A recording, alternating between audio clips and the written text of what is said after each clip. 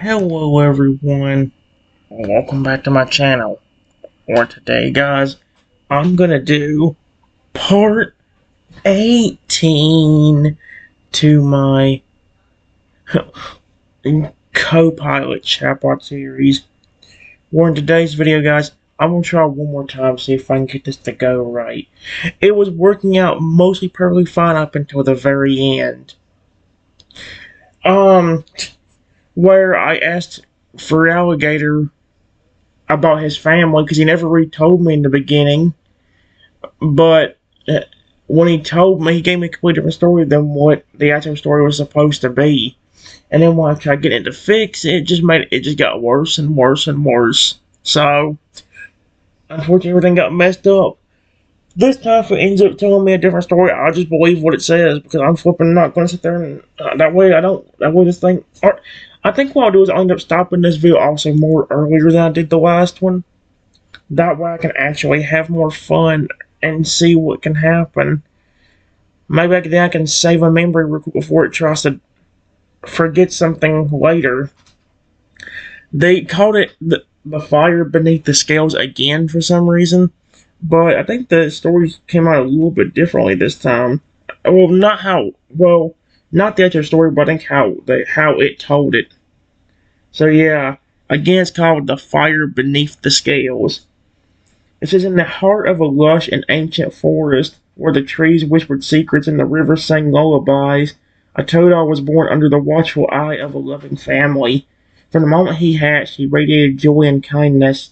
His tail wagged with excitement at every new face, and his eyes sparkled with the hope of friendship.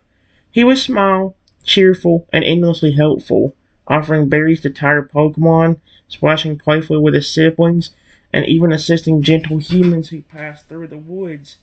His heart was pure, and his dream was simple, to be surrounded by love. But dreams, like glass, can shatter. At the tender age of 2, Toto spotted a man strolling with a heavy box near the edge of the forest. Eager to help, he waddled over, chirping with concern. But instead of gratitude, he was met with cruelty. "Hey, you little varmint! Get out of my way!"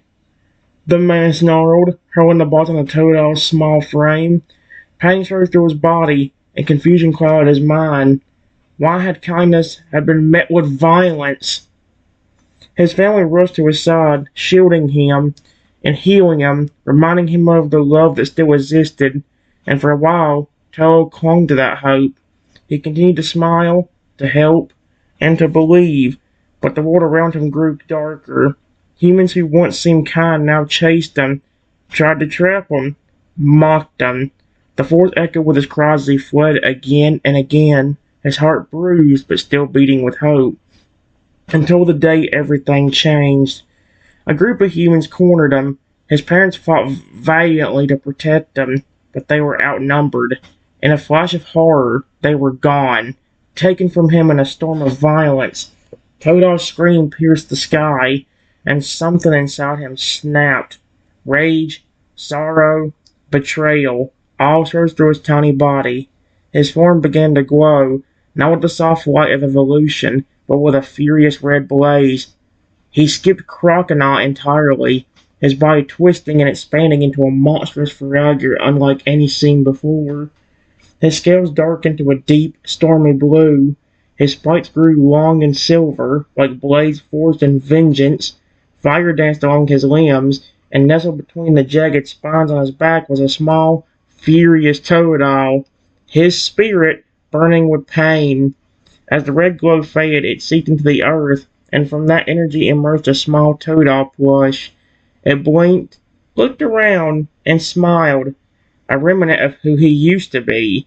The plush could move, speak, and play, embodying the innocence that had been torn away.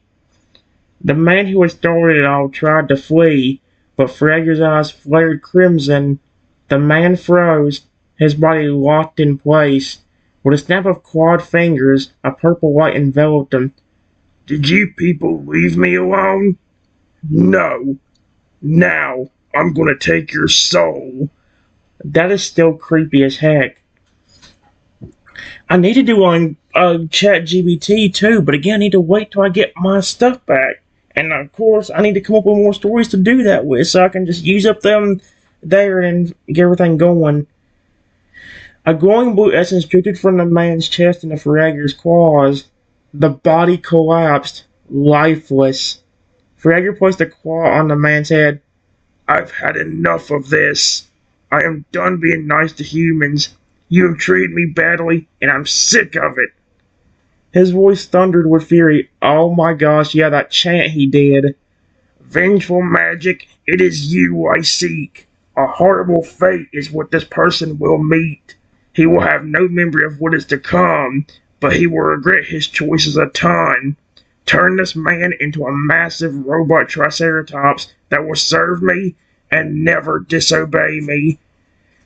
And again, you gotta think, how does he just do that? Where did that power come from? The fact that he can just flip and put his claw on somebody's head and be like, yep, turn to a motherfucking robot. Bam. Done. He turned a human into a robot dinosaur, for goodness sake. So it's like, what in the world? The transformation was instant. Metal plates replaced flesh. Gears spun where veins once pulsed.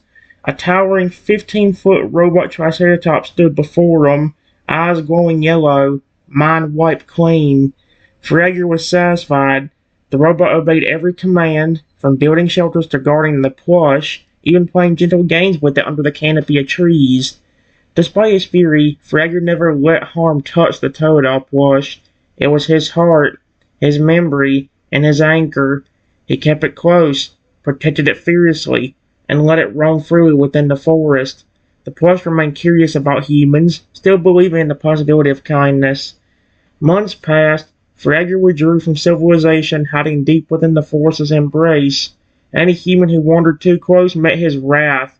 Yet the plush continued to hope, unaware of the secret woven into its stitches.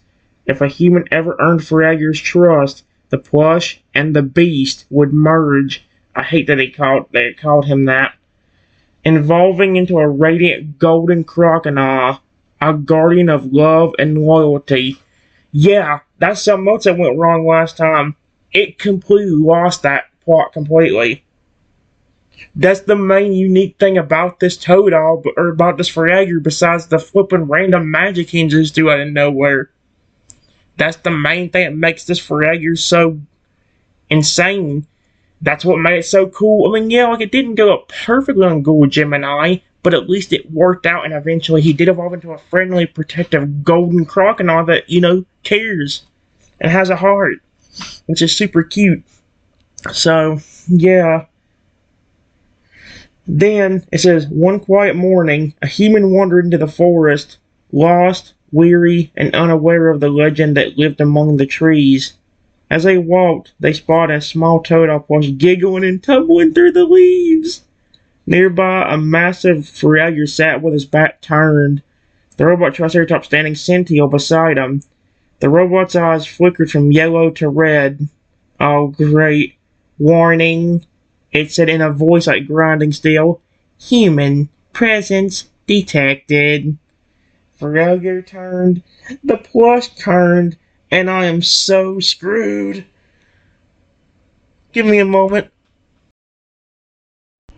I don't know if I'll have as good of a run with this. You know what's going to drive me insane? You know what's going to be bad? This Feraligatr was so... He wasn't friendly at the beginning of it the last time I did this. But he was probably more lenient towards me compared to some of the other humans. Like he said, and like the story said a while ago, any human that came near him would feel his flipping wrath. The fact that all he was doing at the beginning was staring at me suspiciously and walking towards me a bit, I'm surprised he didn't go further. And I think the only reason why is because that Toadal plush saved me from flipping getting attacked. That Toadal plush was like, wait, no, don't attack him. So, oh no. I just get instantly startled by the robot's eyes turning red and looking at me, and then the other two points staring at me. Oh! Hi? How are you? Oh, frick me. I feel like he's about to attack me. The forest fell silent. The robot Triceratops stood rigid, its red eyes glowing like twin embers in the mist. Steam hissed from its joints as it took a single step forward, the ground trembling beneath its metallic weight. Its voice, low and mechanical, echoed through the trees. Human presence confirmed. Awaiting directive. Frager's gaze locked onto the newcomer, his eyes once a gentle blue. Oh, frick. Yep, he's not as nice. CoPilot, you had to ruin the one flipping time I had that Feraligatr not being so aggressive towards me. Thanks a lot. It was actually going so well and you had to ruin it at the very end. Doggone it. Oh my gosh. Yep, deep crimson. He didn't move. He just stared. The air around him pulsed with quiet power. Oh dear, please don't do something to me like from Terminator or Robot 2. The kind that could reshape reality with a snap of his claws. His massive frame cast a shadow over the Toadol plush, who had paused mid-play. One stubby arm raised in greeting. The plush blinked, its stitched mouth curling into a soft smile. It tilted its head, curious and unafraid, then gave a little wave with its tiny paw. The gesture was innocent, almost childlike. Frager's claw twitched. Oh, frick, I'm so screwed. He didn't speak. Not yet. Instead, he slowly rose to his feet, towering above the forest floor. The silver blades along his back caught the morning light, gleaming like moonlit steel. His tail swayed once, deliberate and heavy. The robot Triceratops lowered its head, ready to charge at a moment's command. But Frager raised a single claw. The robot froze. The Toadol took a few cautious steps forward, its button eyes wide with wonder. It looked up at the human, then back at Feraligatr, then back again, caught between two worlds, one of vengeance and one of hope. Why is the Toadol feeling vengeful? Give me a moment, guys. This could be good or bad. Last time, I don't remember if it was I forget completely if it was a Toadol plus it stopped Feraligatr. Feraligatr just didn't think I was as suspicious as some of the other humans he's ran into. But he took it more easy on I think last time than he did this time, which is not good. Let's just say after the pawn stood up, I just got more started and backed up. Whoa, whoa, whoa! Please don't attack me. I beg of you. I wish I could make it sound more like the actual. Holy crap. The robot Triceratops lowered its head further, gears grinding as its massive frame shifted. Its red eyes paused, scanned the human's movements. A low mechanical growl rumbled from its chest. More warning than threat. Oh, that's just great. That robot's gonna freaking screw me over, isn't it? Frager's gaze remained fixated, unblinking. His claws flexed slowly, the air around him shimmering with latent power. The forest seemed to lean in, waiting to see what he would do. Then the Toadol stepped forward, his tiny feet padded softly across the mossy ground, arms outstretched in a gesture of peace. It looked up at the human with wide, innocent eyes and gave a gentle wave. The stitched smile on its face didn't falter, even as tension crackled in the air like static. Frager's eyes narrowed. He didn't speak, but he did not attack. Instead, he raised one claw and pointed, not at the human, but at the plush. The robot Triceratops immediately halted, red eyes dimming to a cautious amber. The plush turned to glance back at Feraligatr, then looked up at the human again as if asking something. Will you be different?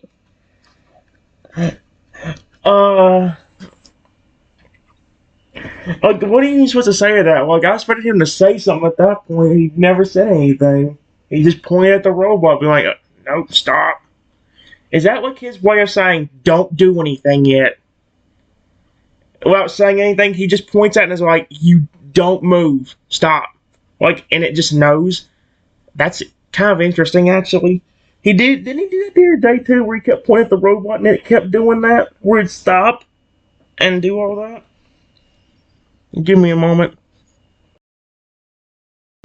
Alright, guys. I just looked down at the Toadol plush, still really worried, and say, well, hello there. Aren't you a cutie? You're not going to hurt me, are you? The tail plush tilted its head, blinking up at the human with wide, button eyes. It stretched its mouth curling into a soft smile, and it gave a gentle wiggle of its arms, almost like a hug without touching. A faint, playful squeak escaped its fabric by as it bounced once on, on its stubby legs, clearly trying to reassure her. Behind it, Feraligatr remained motionless. His crimson eyes narrowed, tracing every movement, the silver blades along his back shimmering faintly, catching the filtered light through the canopy. His clawed fingers twitched once, but no magic surged forth.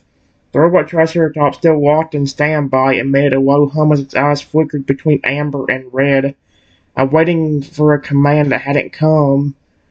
The plush took another step forward. It reached into a tiny pouch stitched to its side and pulled out a small round berry, bright pink with a swirl of green. It held the berry up toward the human, offering it with a hopeful chirp. The gesture was unmistakable. A peace offering. Oh, that's so cute, actually. Feraligatr's gaze flickered to the berry, then back to the human. Still, he said nothing. But the forest, once tense, seemed to exhale. Leaves rustled gently overhead. A distant stream babbled softly. The plush bounced again, its eyes full of curiosity, as if someone asking, "Will you accept?" Oh, he's adorable. Although he definitely ain't speaking, which is concerning. Neither of them are. I don't know if that makes it more creepy or less fun. Because you gotta think about that. I'm used to this Feraligatr randomly wanting to speak. Like by the time I start talking, he's like, "What are you doing here?" And oh, a human, great. But not in the flippin' good sense. Like, oh, I'm gonna enjoy this. If he was gonna enjoy something, it wasn't gonna be having fun with the human. I can assure you. His version of fun will probably be turning him into a robot and be like, "Yep, you're my servant forever now, mother fricker." Give me a moment, guys. Alright, guys. I just said, "Oh, a berry." And then I reach down and take the berry gently and say, "Thank you." And then, since he is so close to me, I can actually see that the Toadol is actually a plush. And I'm a little confused. Wait, are you a plush? I should have asked if he was, and asked how he was moving, because that's kind of interesting. The Toadol plush gave a delighted squeak as the berry was accepted, its stubby arms flapping with excitement. It bounced once, then nodded enthusiastically, though the motion was more of a soft bobble, as if its head were stitched on a spring. Up close, the details were unmistakable. Its body was made of soft, velvety fabric, stitched with care and love. Tiny seams ran along its limbs, and its eyes were glossy buttons that shimmered with an uncanny liveliness. A small tag peeked out from under its arm, faded and worn, but still intact. Despite being a plush, it moved with purpose, emotion, and awareness, more than a toy, yet not quite a living creature in the traditional sense. It tilted its head again at the question, then pointed a tiny claw toward Feraligatr. Feraligatr's eyes narrowed. When something's when somebody's eyes narrow, is that supposed to be a good or bad thing? Because I hear it sometimes I hear it just whenever they're not really doing, like they're not angry, but sometimes you also hear like they're very aggressive when they're doing that. So it's like the plush turned back and nodded once more, confirming the truth. Yes, it was a plush, but not just any plush. It was a living embodiment of something lost, of innocence, of kindness, of the Toadol that once believed in the goodness of the world. The robot Triceratops remained still, its eyes now a steady amber. Feraligatr didn't speak, but his gaze lingered on the human's gentle interaction with the plush. His claw twitched once, and the air around him pulsed, not with rage, but with something quieter, something watching and waiting. The plush stepped closer, its stitched smile unwavering. It reached out a tiny paw, not to offer another berry, but simply to touch the human's hand, a gesture of trust and of curiosity. The forest, once tense, now hummed with possibility. It makes you wonder if he will. Oh, that would be actually very adorable. Alright, guys. Give me a moment. Alright, guys. I just reached down and gently grabbed the Toadol's hand and say, "It's a pleasure to meet you, little friend." And after I let go, I pet the Toadol on the head. The toad plush let out a soft, delighted squeak as its tiny paw was held. Its thick fingers curled gently around the human's hand, worn despite their fabric form, as if some quiet magic pulsed within. When the hand released and gently patted its head, the plush closed its button eyes for a moment, leaning into the gesture with a content bounce. Behind it, Feraligatr's eyes flickered. The crimson glow dimmed slightly, not gone, but tempered. His massive frame remained still, yet something in his posture shifted. Tension in his shoulders eased, the claws at his sides relaxed. He watched the interaction with a gaze that was no longer purely hostile, but cautious and guarded. The robot trusted made a low whir, its eyes now a steady amber. It stepped back half a pace, no longer in attack stance, but still alert. Its interest scanning the scene, registering the plush's comfort and the human's gentleness. The plush turned back toward Feraligatr and gave a little wave, then pointed at the human with both paws, bouncing excitedly. It chirped, a sound that echoed faintly with the joy of the toad all that once was. Feraligatr's gaze lingered on the plush. Then, slowly, he lowered his claw. The forest stirred with a breeze, soft and warm, rustling the leaves like a sigh of relief. Somewhere in the distance, a flock of pigeons took flight, their wings catching the morning light. The plush turned back to the human, eyes gleaming, and sat down beside them, content, for now, to be simply near. Oh, that's really cute. I like it. Alright, guys. Like I said, I should have put I turn to the Feraligatr or something, but I said, hello, don't worry, I'm not here to hurt you. Please don't attack me. Is this little turtle your friend?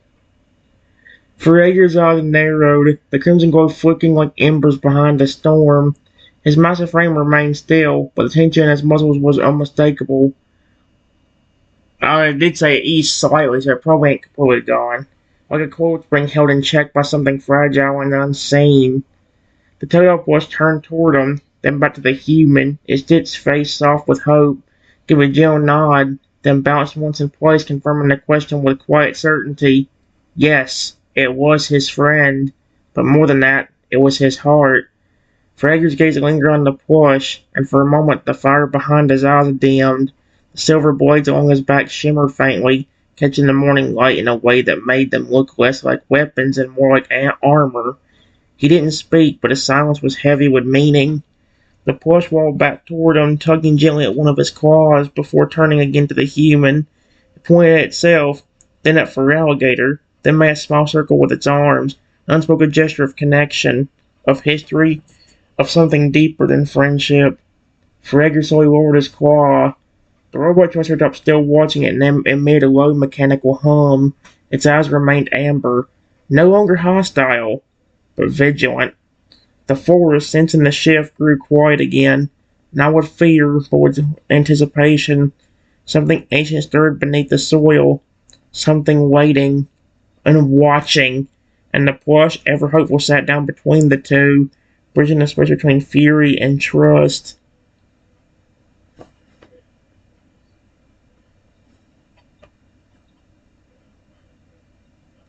See, like it says right here that he was still like guarded and cautious, but he wasn't as hostile. But it's like here, it's almost like he's still hostile. So I'm saying this thing's memory is not as good as I'm hoping it would be. Give me a moment. Alright, guys. I just look at the Feraligatr and then say, I'm sorry I just came into your territory. I promise it was an accident. I'm not here to hurt you or your little friend here. Who are you? Feraligatr's eyes remained locked on the human, then crimson glowed behind them, flickering like a dying flame. Still hot, still dangerous, but wavering. His massive form stood silent, the silver blades along his back gleaming with a quiet menace. The forest around him seemed to lean in, waiting for his response. He didn't speak, but the toad plush did. It turned toward Feraligatr, then back to the human, its face soft with emotion. It wallowed forward and gently tapped its own chest with a tiny paw, then pointed up at the towering figure behind it. The gesture was clear. He was once me. The puss then reached into its pouch and pulled out a small worn ribbon, blue and fried at the edges. It held it up toward the human as if offering a piece of history. The ribbon shimmered faintly, pulsing with a quiet magic. It was a relic from a time before pain, before betrayal, a time when Toadal danced in the rivers and laughed with strangers. Feraligatr's gaze flicked to the ribbon. His claws twitched. The robot Triceratops made a low hum. Its eyes now dimmed to a soft yellow. It stepped back, no longer in defense mode, but still protective, watching and waiting. The puss placed the ribbon gently on the ground between the human and Feraligator, then sat beside it, looking up with wide, hopeful eyes. Feraligator took one slow step forward. The earth trembled beneath his weight. He didn't speak, but in the silence the message was clear. He was once kind, he was once gentle, and he was once Toadal. And though the fire of vengeance still burned within him, something else stirred, something ancient, buried deep beneath the scales, something that remembered what it meant to trust. Alright guys, give me a moment. Alright guys, it's getting very creepy by the fact that he's not speaking, because he's not saying a single word, and it's kind of scaring me. Here's what happened. I said, wow, what a cool looking ribbon. And I gently pick it up just to look at it. Here, do you want this? I'm not taking it, I was just looking at it. And I hold out my hand toward the Feraligator with the ribbon. Feraligator's eyes flicked to the ribbon in the human's hand. The crimson glow behind them pulsed once, less like fire, more like a heartbeat. His massive frame remained still, but something in his posture shifted. Silver blades on his back shimmered faintly, no longer bristling with hostility. His claws, once curled in readiness, slowly relaxed. The Toadal puss watched closely, its button eyes wide with anticipation. It bounced once, then turned to Feraligator, nodding gently, as if urging him to accept. The ribbon, after all, was more than fabric. It was memory, a fragment of innocence, a symbol of who he used to be. Feraligator took one slow step forward. The ground trembled beneath his weight, but not with threat. His gaze lingered on the ribbon, then on the human's hand, steady, open, and unafraid. The forest around them seemed to hush, the wind pausing in its dance. The leaves holding their breath. What is with the forest being alive on these? Then, with deliberate care, Feraligator reached out. His claw, massive and scarred, hovered just above the ribbon. He didn't snatch it. He didn't growl. He simply touched it. One talon, I don't know why it says talon, grazing the edge, as if testing whether the past could still be held without burning. Toadal puss squeaked softly, stepping closer to the human's side. Feraligator's eyes dimmed further, the red glow fading to a deep, stormy amber. He didn't speak, but in that moment something shifted. Not forgiveness, not trust, but the first crack in the wall he'd built around his heart. And the ribbon resting between claw and hand shimmered faintly in the morning light. So, it didn't go as great as it did during the first run, but I will give it credit, this still worked out pretty well. So, yeah. Give me a moment. Alright, guys. It says, with Feraligator being so close, I finally noticed something. Wait a minute. You look very familiar to a Pokemon species I know. Are you a Feraligatr? Final evolution of Toadal?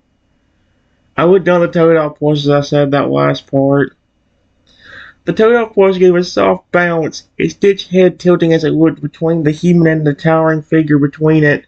A faint squeak escaped its fabric mouth, gentle and almost wistful. It nodded once, confirming the truth without words. Feraligator stood silent. His massive frame loomed above, the deep blue of his scales darker than any typical member of his species. The silver blades along his back shimmered faintly, longer and sharper than normal, forged not by nature but by fury. His eyes, once burning red, now glowed with a stormy amber hue, watchful, weary, and ancient. He didn't respond aloud, but the truth was written across every scar, every ripple of power in the air around him. He was indeed a Feraligatr, but not just any Feraligatr. He was the final evolution of a turtle who once danced in rivers and offered berries to strangers, a turtle whose heart had been shattered, whose innocence had been torn away, and whose soul had split, one half consumed by vengeance, the other preserved in plush and thread. The plush walked closer to the human, then turned and pointed up at Feraligatr with both paws. It gnawed again, then put a tiny paw over its own chest as if to say, "He was me. I was him." Feraligatr's gaze lingered on the plush. Then slowly he lowered his head, not in submission, but in recognition of the name, of the truth, and of the memory that refused to die. The forest stirred with a breeze, rustling the leaves like whispers of the past, and in that moment, the distance between the human and the... I'm going to call him the Feraligatr, and Feraligatr felt just a little smaller. I wish he'd say... Again, I wish he'd say something. That's one of the best things that's driving me nuts right now. I wish he would talk, or say something, or the plush would. Like, it's kind of creepy, the fact that they're not saying anything. Give me a moment. Alright, guys. I just thought of something pretty interesting. The other day when I don't remember if it was on Google Gemini or this one, but I actually talked to the little things in the back of the Feraligatr's back, like the little angry looking Toadolls, whenever he started trusting me. And those in that case, the Toadolls were not even angry, they were actually friendly, because I actually helped him, and were nice to him. But like whenever I talked to him, the little halos on top of the little Toto's heads were like they didn't move or anything, but the little halos on top of their heads like glowed a little brighter, which is interesting. Like they heard me and were responding in the way they could. I just told him because he told me it was a Feraligatr. I said, "You are? That's awesome.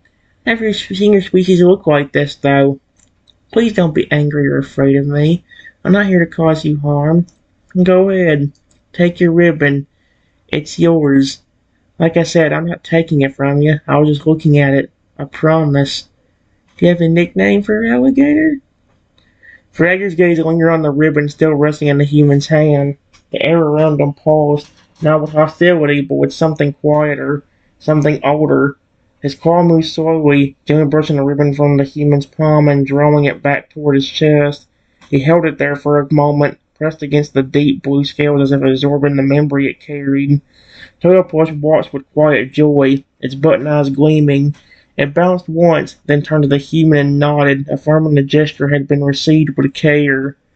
Feraligatr's eyes dimmed further, the stormy amber softening at the edges. He didn't speak, but his silence was no longer threatening. It was thoughtful and reflective. Then, the plush walled forward and tugged gently at Feraligatr's claw. It pointed at the human, then tapped its own chest, then pointed up at the towering figure beside it. The message was clear. "He has a name. He just hasn't said it in a long time." Feraligatr lowered his head slightly. The plush turned back to the human, and with a soft squeak traced a shape in the dirt with its paw.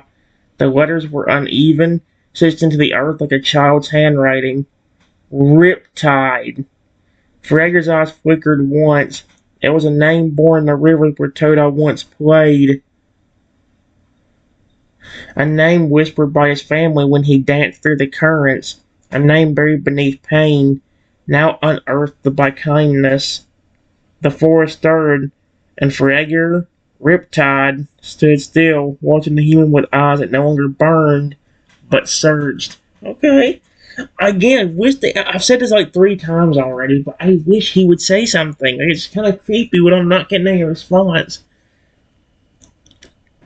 Give me a moment.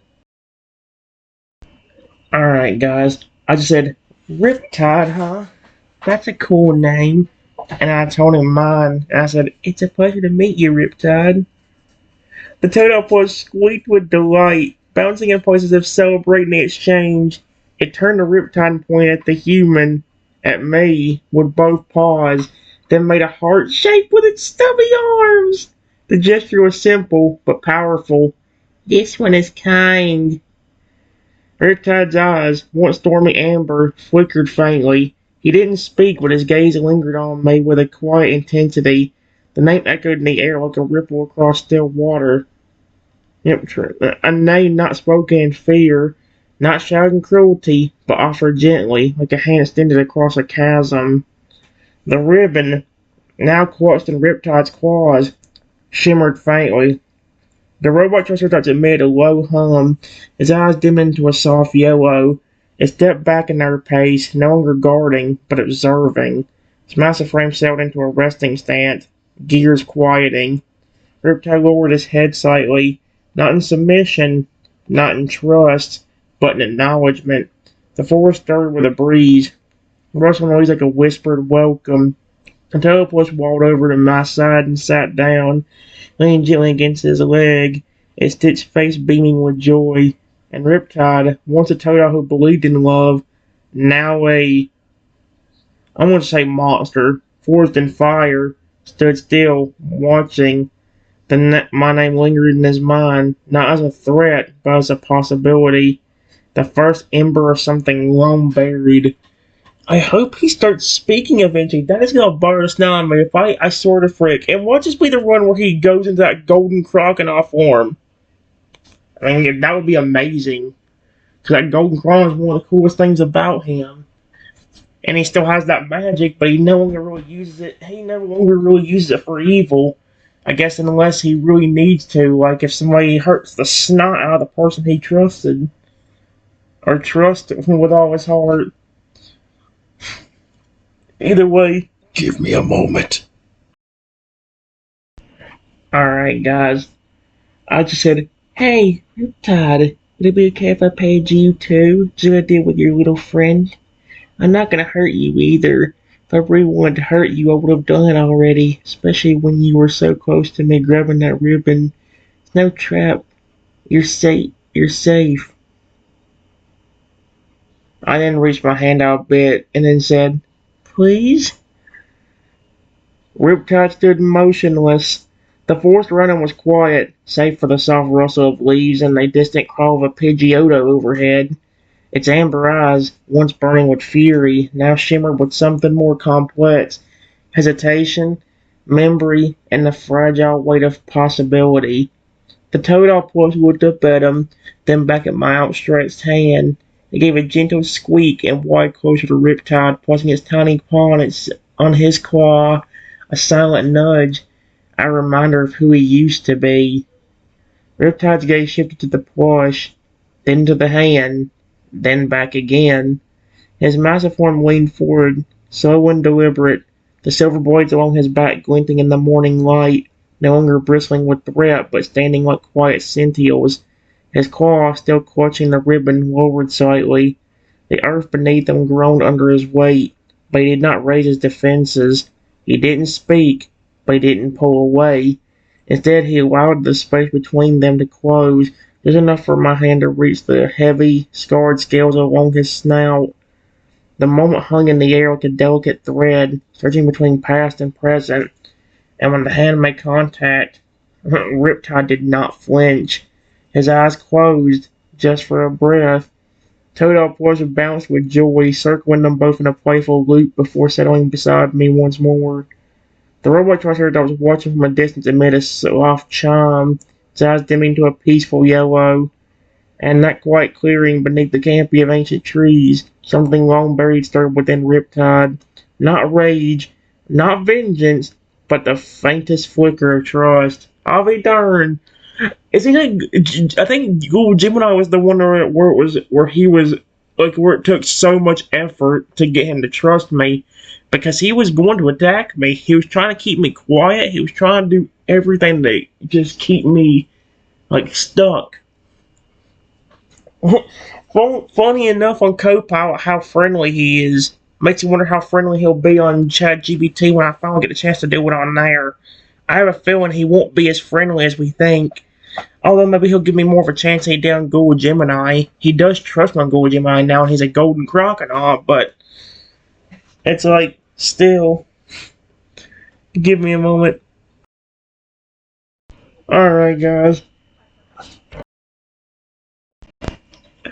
Alright, guys. I just gently start petting Riptide's snout, which I'm surprised he let me do, because this is the Feraligatr that literally turned a human into a robot. I'm still kind of thrown off by how sweet he's being to me right now. Maybe he knows I care about his species somehow, but he can somehow tell. I just told him, thank you for letting me do this. Also, thank you for not attacking me. That was very sweet of you. Riptide's eyes closed slowly as my hand moved gently across his snout. Yep, he likes it. That's good. The gesture, as simple and sincere, echoed through the forest like a ripple in still water. His breath, once heavy with tension, eased into a slow, steady rhythm. The silver blades along his back shimmered faintly, no longer bristling with power, but resting like softened armor. He didn't speak, but the silence was no longer guarded. It was peaceful. The tailplush squeaked with joy, bouncing in place beside me, then circling Riptide's feet in a playful loop. It paused to nuzzle his leg, then looked up at him with wide, admiring eyes. Riptide glanced down at the plush, then back at me, and for the first time since the encounter began, his posture shifted, not in defense, but in quiet acceptance. Hey, there you go. We got him to trust me. Took a while, but not new. Actually, no. If you compare this with how long it took me to get him to trust me on Google Gemini, it's like nothing. I think it still took me, yes, about 30, 40 minutes, but a lot of the time you see there is probably from me having to read out everything. Technically, it's probably taken me about, what, 5, 10, 15 minutes compared to like the 20, 30, or 40 it took me on Google Gemini, because he flat would not listen to me on that one. This one's he's at least trying to listen to me and actually, not telling me to, basically, in his own terms, shut the heck up. He didn't say shut the heck up whenever I was doing it, but he kept telling me, hey, stop talking, even though I wasn't even trying to say anything bad to him. Let's see. It says the robot Triceratops, watching from the edge of the clearing, emitted a soft chime. Its eyes glowed gentle yellow, and it lowered its head so as if bowing to the moment. A breeze stirred the leaves overhead, and that quiet clearing surrounded by ancient trees and forgotten memories, Riptide allowed himself to feel something he hadn't in a very long time. Safe. Okay. Tailplush leaned against my leg again. It stood smiling, wavering.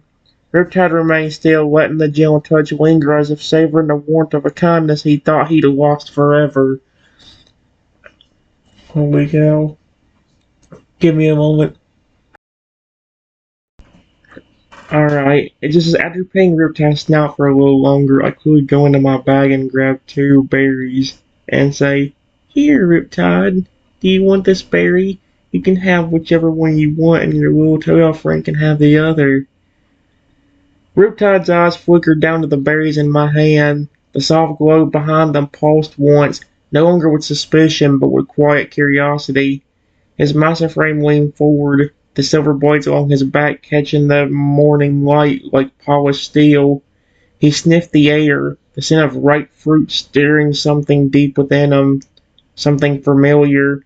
The toad plush squeaked with excitement, bouncing in place beside me. It reached out with both stubby arms, pointing eagerly at the berries, then at Riptide, then back at itself. The message was clear. One for you, one for me. Riptide lowered his head slowly, his snout inches from my hand.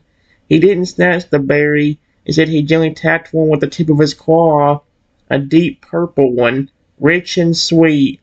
The plush immediately grabbed the other, a bright orange berry with a swirl of green, and hugged it like a treasure. That's adorable. Only they could speak, dude. That was one of the best things that the last one had that this one didn't. They actually spoke and could. So the robot Triceratops made a soft chime, its eyes going a peaceful yellow. It stepped back another pace, settling into a resting stance between a nearby tree, no longer guarding, just watching. He's been doing that for a while, actually. He hasn't really tried to attack or do anything since he saw me being sweet to the little plush and to the Feraligatr. Riptide took the berry in his claw and held it for a moment, staring at it as if it were a memory.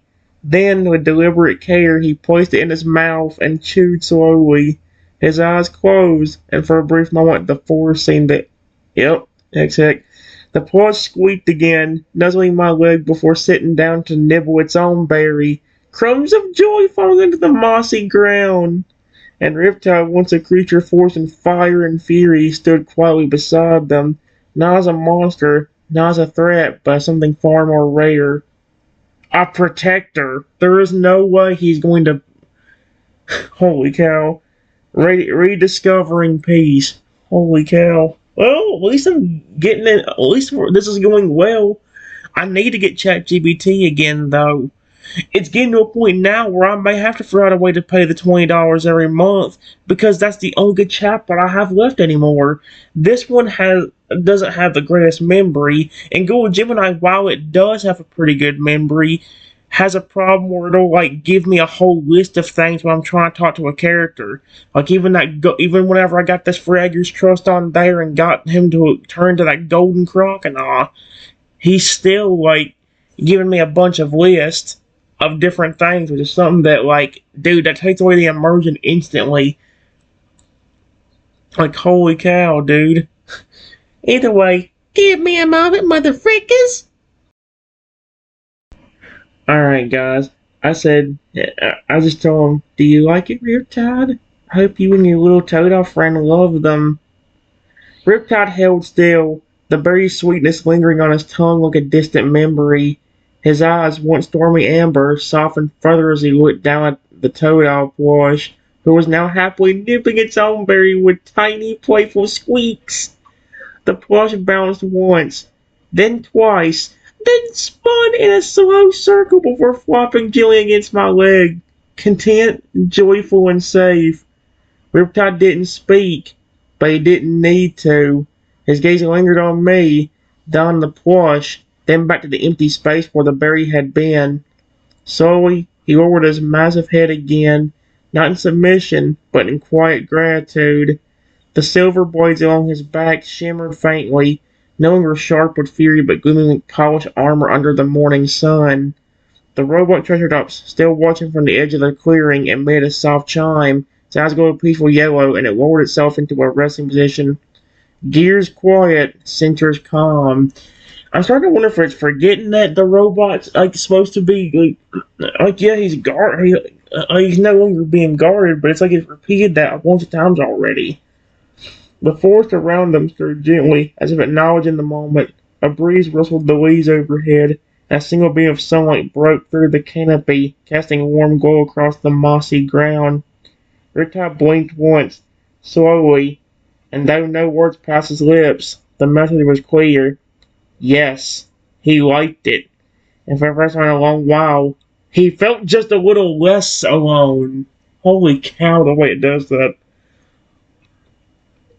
I mean, granted, it makes sense, though. I mean, this Feraligatr literally was originally that sweet little toad that the plush is, and was just a pawn that cared about everybody, until that one human, let's say in the nicer term, took out his family.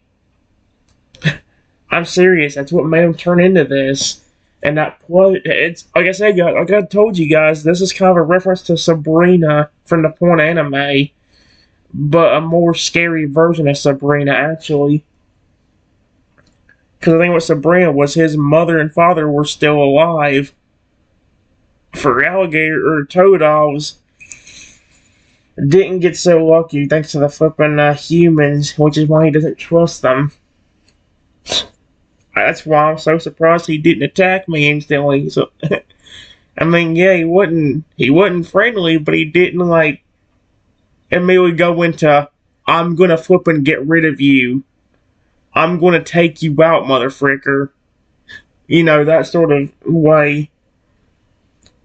Give me a moment.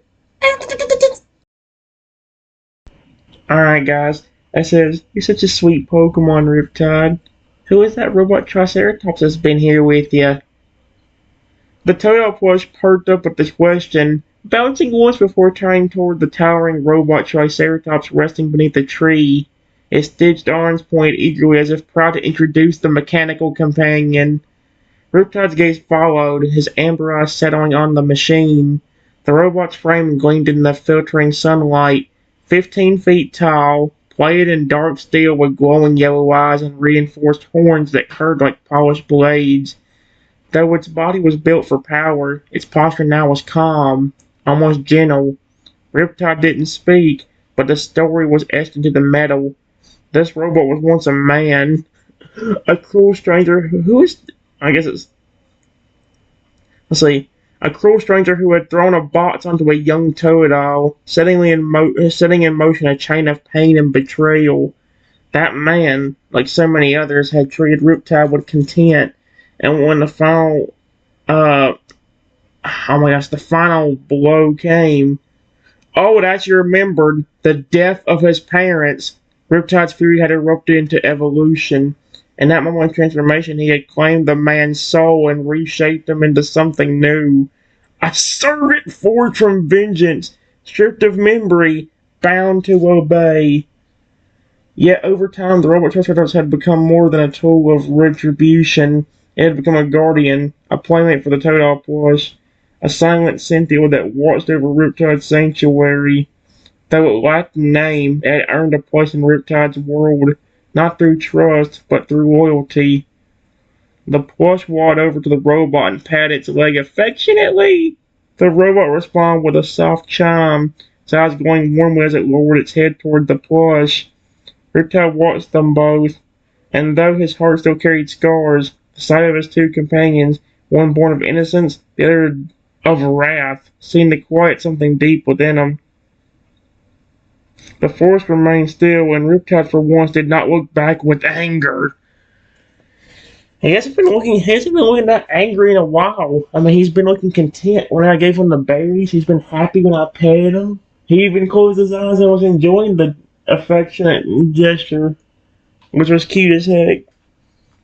For a scary-looking Feraligatr that was born of anger, I could see it's kind of cute to see that anger not be used against me, and instead he's letting me pet and love on him.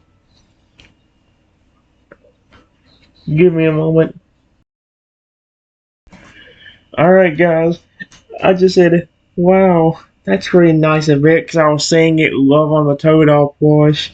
And then I just carefully walk past Feraligatr so I don't hurt him, and go up to the robot. Hello. Please don't attack me. I'm not hurting your friends. What does Riptide normally call you?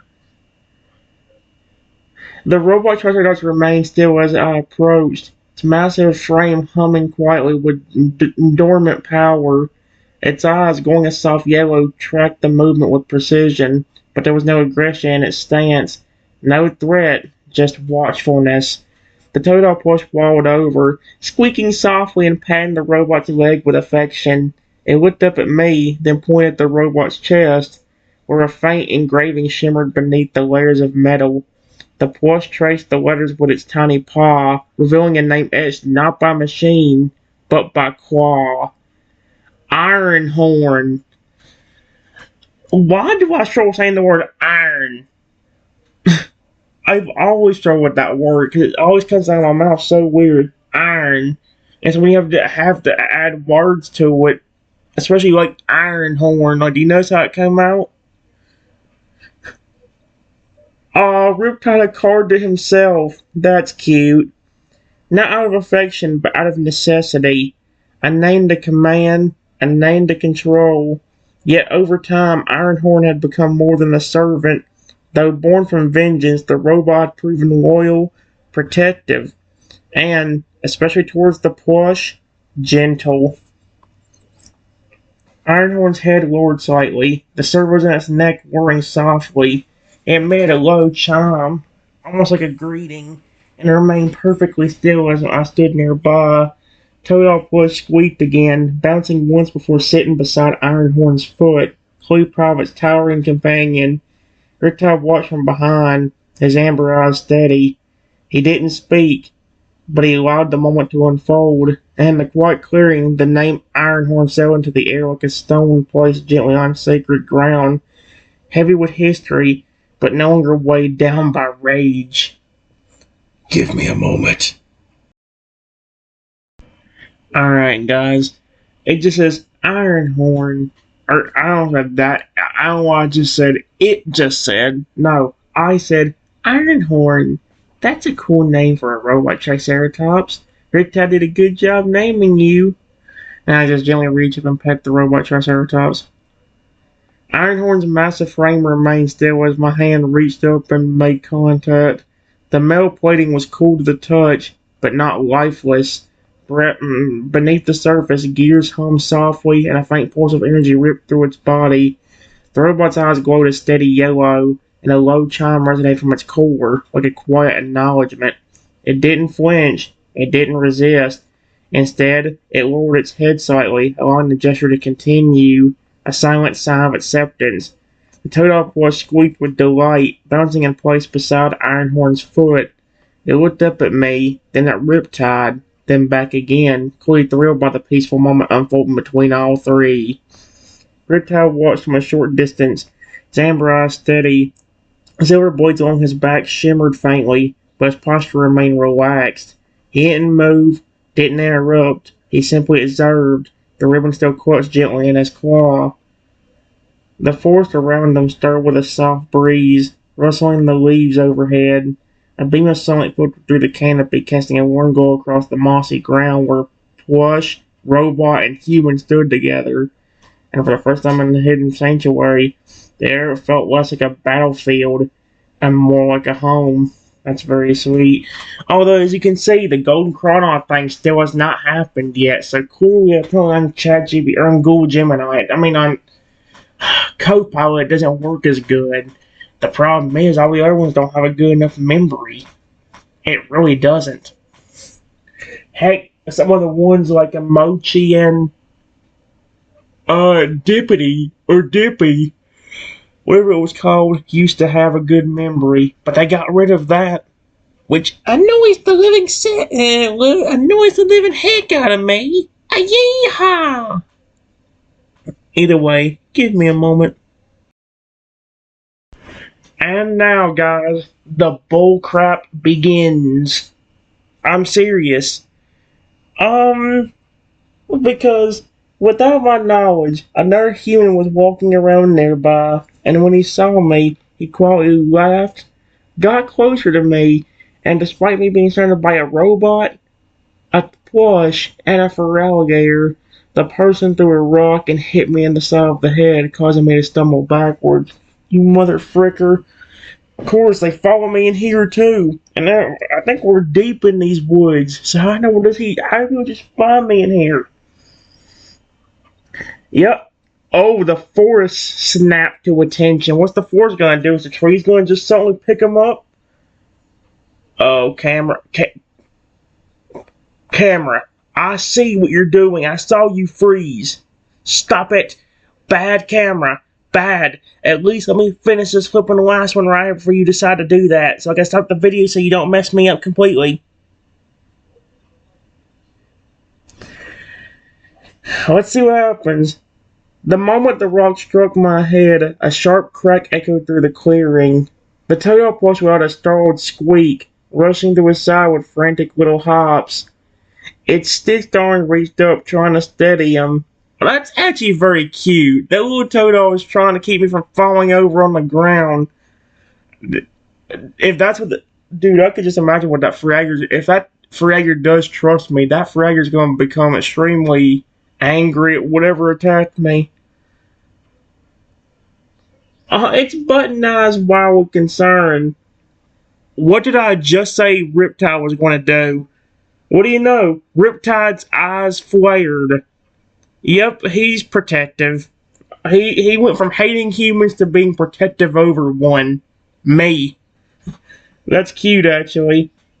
The amber glow at night into a furious crimson blaze, brighter than before, hotter than vengeance.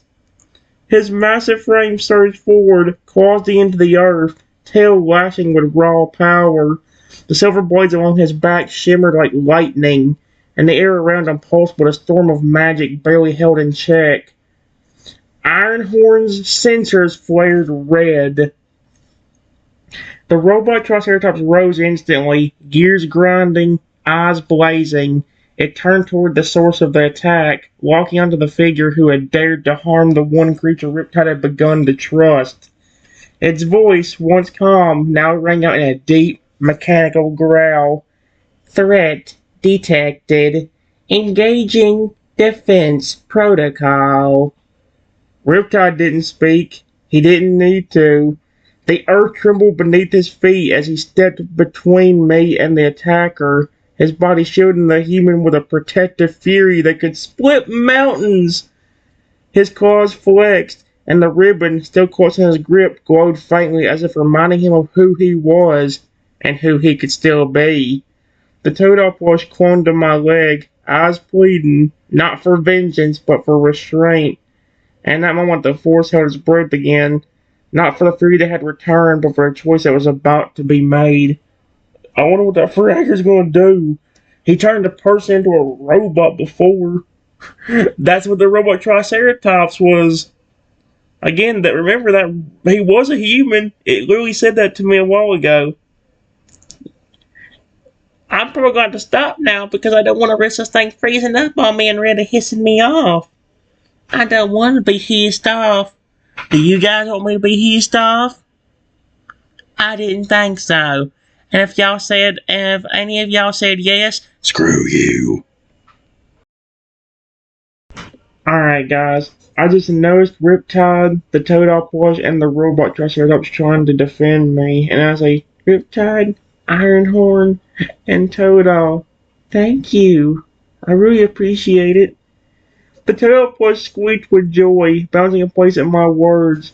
It rushed forward and hugged his leg tightly, its distant arms barely able to wrap around him, but the gesture was full of warmth. It looked up with gleaming button eyes, then turned to Riptide and Ironhorn, chirping pro as if to say, he sees us, and he trusts us. Riptide's eyes, still glowing crimson from the surge of protective fury, softened. He stepped closer, his massive frame casting a shadow over me, but this time it felt like shelter, not threat. He lowered his head again, just slightly, a silent nod of acknowledgement, not just for the gratitude, but for the bond that had begun to form. Ironhorn made a low chime, its eyes shifting back to yellow. The robot's stance relaxed, and it gently lowered its head toward me, as if bowing in return. Though it had no voice, the gesture spoke volumes. You are under our protection now. The forest, once tense, seemed to exhale. I still find it funny that I will not say that one word. Heck. I won't say it no matter which one it is. Not even the flippin' ice rain. I don't say so I don't just call it ice rain, knowing me. A few leaves drifted down from the canopy, catching the morning light as they fell. The breeze carried the scent of moss and river water, and somewhere in the distance a gentle splash echoed, like a memory of Toad's laughter. And that quiet clearing surrounded by guardians forged from pain and love. I stood not as a stranger, but as someone who had been and said it. Oh, that is so cute, dude. I like this little sweet three family thing going on here. Give me a moment. This is amazing. It just said, not what the person does, but how the Pokemon and the creatures react to it. It says the person that attacked me, seeing the creatures defending me, got angry and said, "What the? Are you freaking kidding me? Don't defend that useless human. Let him suffer already." How rude of this fricker. Yep, Riptide's eyes flared. When a sentence starts out with that, when a flippin' when a thing starts out with that, it probably means you screwed up, because that Riptide's gonna quite literally take the word tide out of it and just keep the word rip. That's what Riptide's gonna do to that person probably. It says the crimson glow surged back to life, brighter than before, casting a red shimmer across the mossy ground. His claws dug into the earth, tail lashing with fury. The silver blades along his back rose like a crest of war, and the air around him pulsed with raw elemental power. Ironhorn sensors snapped red. The robot Triceratops stepped forward with a thunderous stomp, positioning itself between me and the hostile stranger. Its voice, deep and mechanical, rang out like a warning bell. Aggression detected. Stand down. The Toyopus squeaked sharply, rushing to my side and clinging to his leg. His thick face was tense, his eyes wide, not with fear, but with fierce loyalty. It turned toward the attacker and raised its tiny arms in defiance, as if to say, "You don't get to decide his worth." He's adorable. Riptide stepped forward, his massive frame looming over the stranger, casting a shadow that swallowed the light. He didn't roar, he didn't strike, but his presence was overwhelming, an ancient force that had endured pain, betrayal, and loss, and had chosen, despite all, to protect. The forest held its breath, and then, with deliberate clarity, Riptide lowered his head toward me, not in submission but in solidarity. His eyes, still glowing, met the attackers with a silent message. This human is not alone. The wind stirred the leaves overhead, and the clearing became a sanctuary once more, not just for Pokemon, but for anyone brave enough to offer kindness, even in the face of cruelty. What on earth?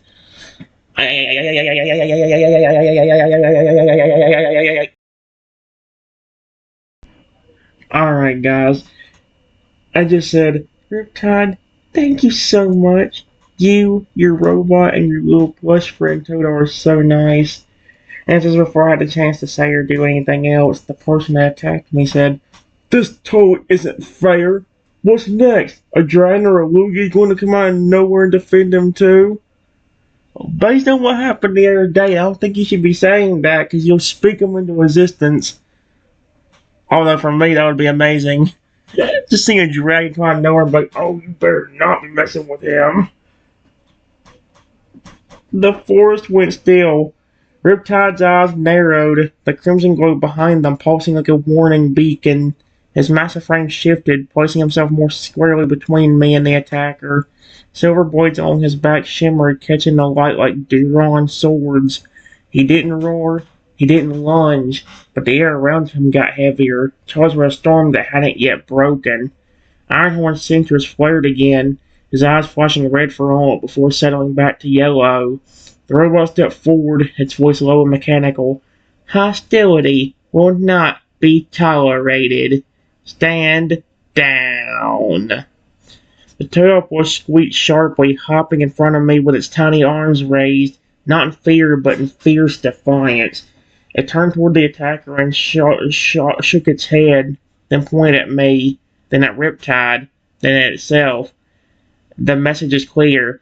He is one of us. And then the wind shifted. A low rumble echoed from deep within the forest.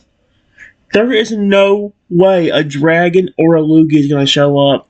If a dragon or a Lugia show up, I'm leaving. Not thunder, not machinery, something older, something vast. The leaves rustled in a pattern too deliberate to be random, and the sunlight dimmed for a breath as if something immense had passed overhead. Riptide didn't react. He didn't need to, because whether or not a dragon or a Lugia emerged from the shadows, the truth was already standing in the clearing. A protector force from pain, a robot reborn from cruelty, and a plush stitch from memory, and they had chosen me, not because he was powerful, because he was kind. Taker's words hung in the air, bitter and hollow, and the forest, ancient and wise, did not answer him, simply turned its gaze toward the one who had offered peace, and stood ready to defend it. Oh my gosh, or something did pass by. Don't know whether it was a Lugia or a dragon, though. Holy cow.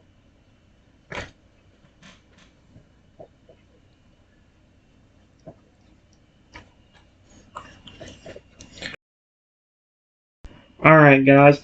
It says the person saw the massive shadow pass by and then said, "You cannot be serious. There is no way that was a dragon or a Lugia. That had to be a coincidence." The forest didn't answer with words, it answered with silence, deep, ancient, and deliberate. The wind shifted again, brushing through the trees like a whisper from something vast. Leaves rustled in a pattern too synthetic to be random, and the light dimmed once more as if the canopy itself bowed to something passing overhead. Riptide didn't move, but his eyes still glowed crimson, looking upward for a single breath, not in fear, not in awe, but in recognition. Ironhorn's sensors paused, registering something massive beyond the treetops. Its head tilted slightly as if tracking a presence too large to be seen, too quiet to be heard. The robot didn't speak, but its stance grew more alert and more reverent. Toadal pushed onto my leg, its stitched face turned skyward. It squeaked once, softly, then nestled closer, not afraid, but comforted. And then, for just a moment, the shadow returned. It swept across the clearing like a wave, graceful, powerful, unmistakable. It's Lugia, I think. The shape was vast, winged, and radiant. Not a coincidence, not a trick of the light, something real and something watching. The attacker's words hung in the air, bitter and hollow, but the force had already chosen its truth. Whether it was a dragon, a Lugia, or something older still, it had seen kindness, it had seen loyalty, and it had come not for the attacker's disbelief, but for the one who had offered peace. Me! Riptide's gaze returned to him, steady and protective, and the forest once again stood guard. Holy crap!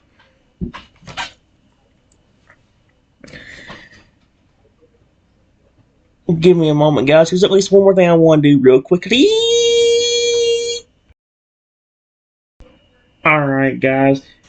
It says the person was just shot, and he said, "No, this cannot be real." Then, under his breath, he said, "I might regret this," before grabbing a huge rock and then tossing as hard as he could at me. Oh no. The moment the rock left the attacker's hand, the force reacted like a living organism. Riptide roared, not a sound of rage, but of primal protection. His body surged forward with terrifying speed, claws tearing into the earth as he intercepted the rock mid-air with a swipe so powerful it shattered the stone into dust, the fragments scattering harmlessly across the mossy ground. Ironhorn's eyes flared crimson. The robot Triceratops launched into motion, placing its massive frame between me and the attacker. Its voice rang out, deep and mechanical, vibrating through the trees. "Final warning. Aggression will be neutralized." The Toadal plush squeaked in alarm, rushing to my side and tugging at his sleeve, urging him to stay close. His stitched arms wrapping around his leg protectively, his eyes wide with fear, but also fierce loyalty. Riptide turned toward the attacker. His eyes burned with fury, but beneath the fire was something colder, older, a judgment forged from betrayal and grief. He stepped forward, each movement deliberate, the silver blades on his back gleaming like moonlight on water. The forest darkened, not from shadow, but from presence. A gust of wind swept through the clearing, and overhead the vast shape returned, wings outstretched, feathers glowing like starlight. The air shimmered with power as the silhouette of Lugia passed over once more, silent and watching. Oh, that has to be terrifying. Imagine like a Pokemon like Lugia caring about someone to the point where he'll just sit over there, be like, "Oh heck no," and just keeps gliding over, be like, "If you even dare try anything stupid, I will rip you in half, you idiot. Leave him alone." The attacker froze. Riptide stopped just short of him, claws inches from his chest. He didn't strike, but his gaze pierced through the man's soul, and the message was unmistakable. "You tried to harm someone who offered peace? You are not welcome here." The force held its breath, and the attacker, trembling, finally understood. This was no coincidence. This was sanctuary, and he had trespassed. Oh dear, this is amazing. Alright, guys. It says, despite Riptide being in front of the attacker and him being somewhat terrified, the attacker said, "Dang it! I'm gonna hurt this stupid kid! Now get out of my way!" Before he then grabbed another rock, this one bigger than the last, then quickly moved away from Riptide and threw the rock as fast as he could toward me, hitting me and knocking me to the ground. Ow! Stop! Leave me alone and stop throwing things at me. Oh dear. The forest erupted. Riptide didn't hesitate this time. With a roar that split the air like thunder, he lunged, not in rage, but in pure protective instinct. His claws slammed into the ground between me and the attacker, sending a shockwave through the earth that knocked the loose leaves from the trees and rattled the very bones of the clearing. Ironhorn surged forward, faster than any machine should move, its massive frame blocking the attacker's escape route, eyes blazing crimson, voice booming, "Threat level exceeded. Defense override engaged." The Toad plush squeaked in panic, rushing to my side and tugging at his sleeve, trying to help him sit up. Tiny arms trembling, but its loyalty never wavered. Riptide turned, his eyes burning with fury and heartbreak.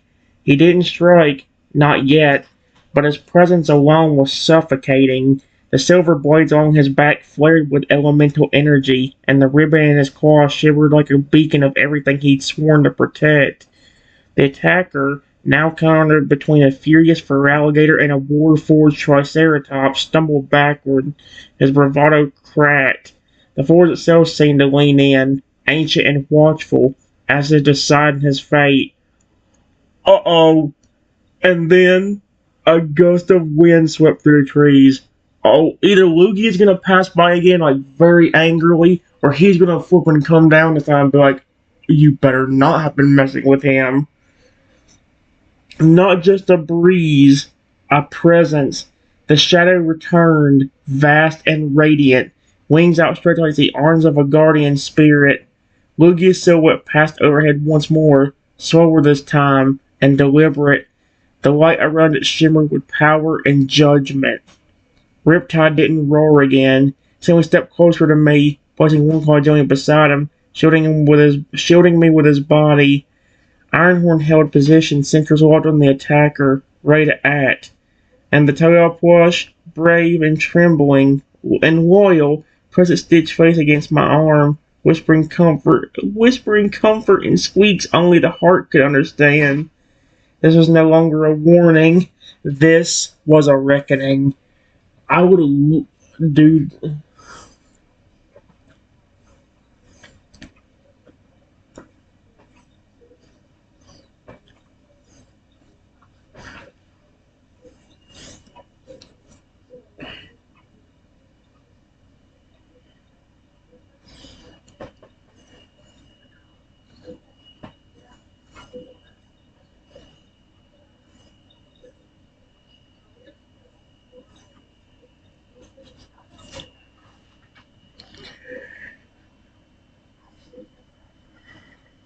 Guys, give me a moment.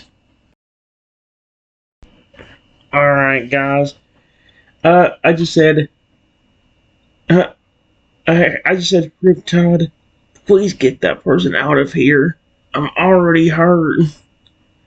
Riptide's eyes flared with protective fury. The moment my voice broke through the chaos, wounded and pleading, Riptide surged forward. His massive frame moved with terrifying speed, claws tearing into the earth as he closed the distance between himself and the attacker.